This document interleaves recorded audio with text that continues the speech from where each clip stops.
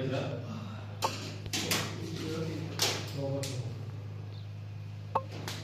దీంట్లో ఉన్నప్పుడు లో ప్రెషర్ గ్యాస్ గానే ఉంటది, ఏముండదు.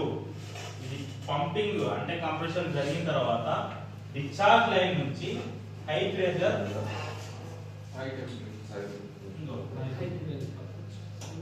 ఉంది కదా, అయితే హై టెంపరేచర్ అని లేదు, హై టెంపరేచర్ వస్తుంది. హై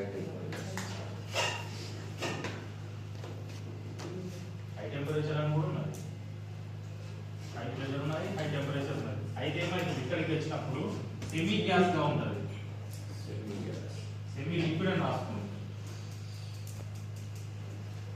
సెమీ లిక్విడ్ ఇక్కడ ఉంది, ఇక్కడికి పోయేసరికి పూర్తి లిక్విడ్ గా మారుతుంది.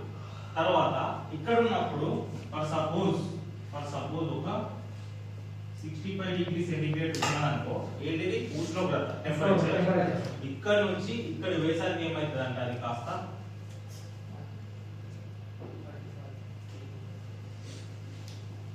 మళ్ళీ ఏమవుతుంది, ఇది బయటికి ఏం చేస్తుంది, వేడినిచ్చి బయట నుంచి బయటికి ఇచ్చేది హీట్, మరి లోపలికి తీసుకునేది ఎక్కడ నుంచి తీసుకుంటది, బయట వాతావరణం. నెంబర్ 1 పాయింట్ ఇది, కండెన్సర్ అనేది బయటికి వేడిని విడుదల చేస్తూ చల్లదనాన్ని గ్రహిస్తుంది, కూల్ అబ్జార్బ్.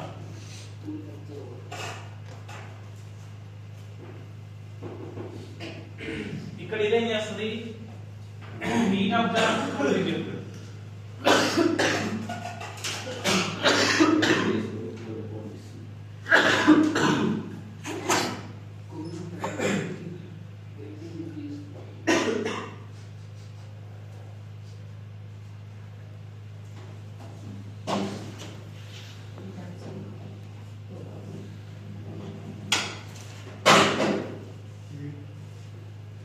హీట్ అనేది అబ్జర్వ్ చేసుకుంటది, కూల్ అనేది రిలీజ్ చేస్తుంది.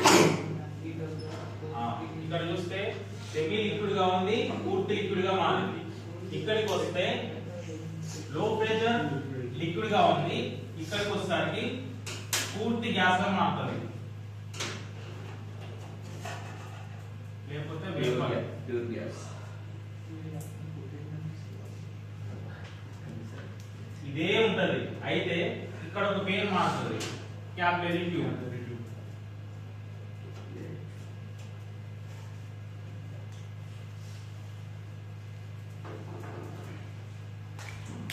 రిఫ్రిజిరేషన్ సైకిల్ సింగిల్ డోర్ కానీ డబుల్ డోర్ కానీ రెండే గ్యాసులు ఉంటాయి.